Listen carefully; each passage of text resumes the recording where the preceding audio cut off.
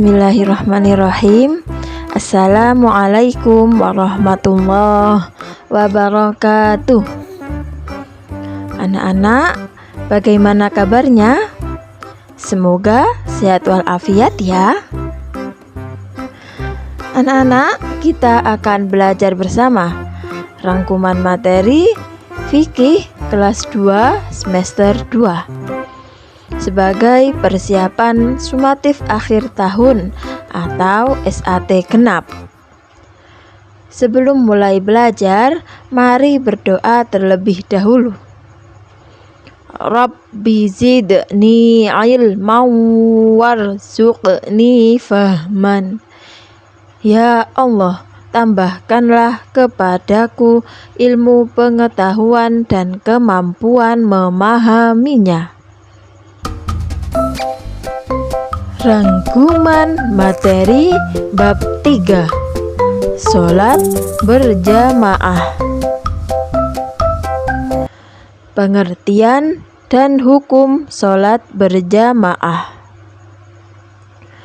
Sholat berjamaah adalah sholat yang dilakukan secara bersama-sama oleh 2 orang atau lebih. Salah satu menjadi imam dan yang lain menjadi makmum. Keutamaan sholat jamaah yaitu pahalanya 27 derajat lebih tinggi daripada sholat sendiri. Hukum sholat berjamaah yaitu sangat dianjurkan atau sunnah muakkadah. Syarat menjadi imam. 1. Memenuhi syarat wajib dan syarat sah sholat. 2. Mengetahui tata cara sholat. 3. Fasih bacaan Al-Qur'annya, terutama surah Al-Fatihah. 4. Laki-laki. Jika makmumnya laki-laki atau campuran laki-laki dan perempuan. Jika makmumnya perempuan, maka perempuan boleh menjadi imam. Paham ya, anak? 5. Dapat dilihat oleh makmum. 6. Bukan orang yang sering melakukan dosa. 7. Berniat menjadi imam. Jika tidak berniat menjadi imam, tidak mendapat keutamaan sholat berjamaah. 8. Apabila dalam jamaah terdapat beberapa orang yang pantas menjadi imam, secara berurutan dipilih imam yang lebih alim. Syarat menjadi makmum. 1. Berdiri di belakang imam. Makmum tidak boleh berada di depan imam.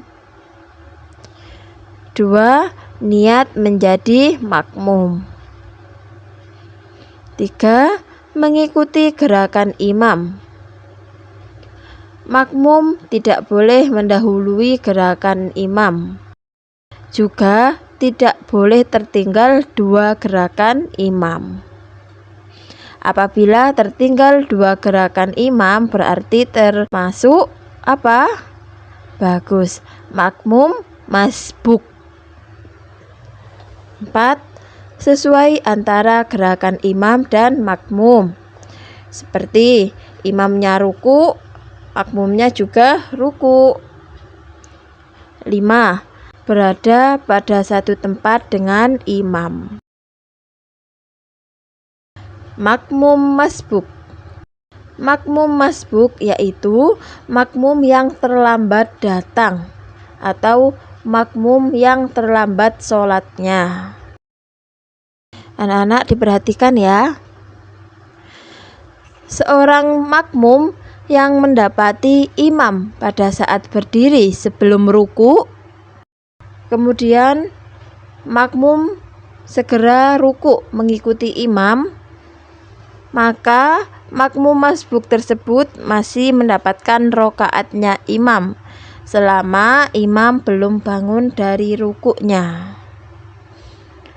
Jika makmum menemukan imam sudah bangun dari ruku atau sedang sujud, maka makmum harus segera niat, kemudian takbiratul ihram dan segera mengikuti imam.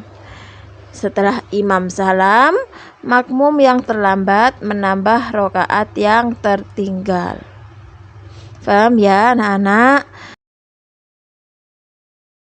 Ketentuan tata cara sholat berjamaah. Tata cara sholat berjamaah sama seperti tata cara sholat biasanya. Berikut adalah beberapa hal ketentuan tata cara sholat berjamaah. 1. Apabila imam sudah datang dan siap, kumandangkan iqomah. Jamaah berbaris dengan rapat dan lurus. 2. Imam melafalkan niat menjadi imam. Makmum melafalkan niat menjadi makmum. 3. Makmum harus mengikuti gerakan imam dan tidak boleh mendahului gerakan imam. Contohnya, imam belum bangun dari sujud, makmum mendahului, bangun dulu. Itu tidak boleh ya, harus mengikuti gerakan imam. 4. Suara takbir imam harus dikeraskan supaya makmum dengar. 5. Apabila imam lupa gerakan sholat, maka makmum laki-laki mengingatkan dengan bacaan tasbih atau subhanallah. Sedangkan makmum perempuan mengingatkan imam dengan cara menepuk punggung tangan. 6. Makmum yang terlambat mengikuti imam atau makmum masbuk setelah imam selesai menambah rakaat yang tertinggal. Tadi sudah Bu Guru jelaskan ya tentang ketentuan makmum masbuk. 4. Dalam sholat maghrib, isya, dan subuh, imam membaca surat Al-Fatihah dan surat atau ayat Al-Quran pada rakaat pertama dan kedua dengan suara yang keras atau disuarakan ya bacanya. Sedangkan pada sholat duhur dan asar, imam membaca Al-Fatihah dan surat dengan suara yang lirih atau tidak dikeraskan suaranya. 5. Pada saat imam membaca surat Al-Fatihah, makmum mendengarkan bacaan imam. Jadi ketika imam membaca surat Al-Fatihah, makmumnya harus diam mendengarkan bacaan imam. Setelah imam selesai membaca surat Al-Fatihah, imam diam sejenak, kemudian membaca surat atau ayat Al-Quran. Ketika imam diam, makmum membaca surat Al-Fatihah. Jadi ketika imam ini membaca Al-Fatihah, para makmum diam memperhatikan dan mendengarkan. Setelah imam membaca Al-Fatihah, diam sebentar. Lah di situ makmum baru membaca surat Al-Fatihah. Paham ya anak-anak? Kemudian baru melanjutkan membaca surat atau ayat Al-Quran.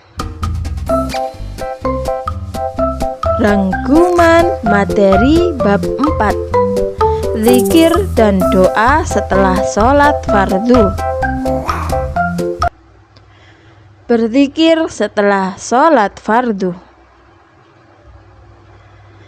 Zikir artinya ingat kepada Allah Subhanahu wa Ta'ala. Zikir dapat dilakukan dengan perkataan dan perbuatan. Zikir dengan perkataan, misalnya membaca Al-Quran atau melafalkan kalimah thayyibah, seperti kalimah Subhanallah, Alhamdulillah, Allahu Akbar, La ilaha illallah. Setelah selesai sholat fardu, jangan langsung pergi. Duduklah sebentar untuk berzikir. Kemudian dilanjut dengan berdoa.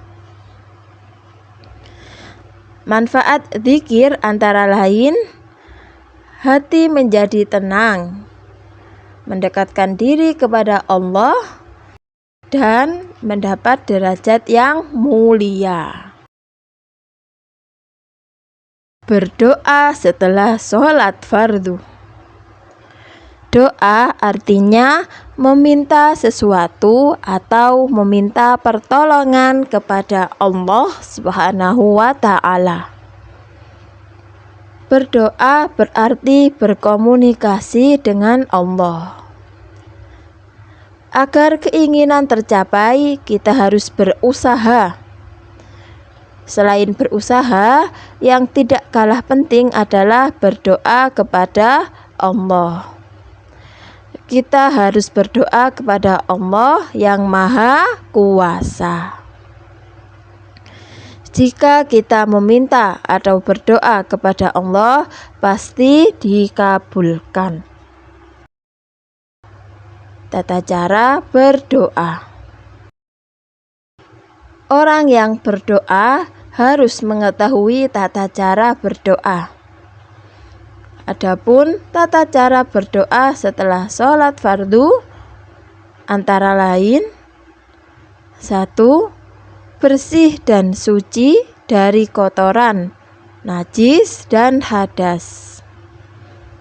2. Memulai berdoa dengan ta'awud, hamdalah dan sholawat.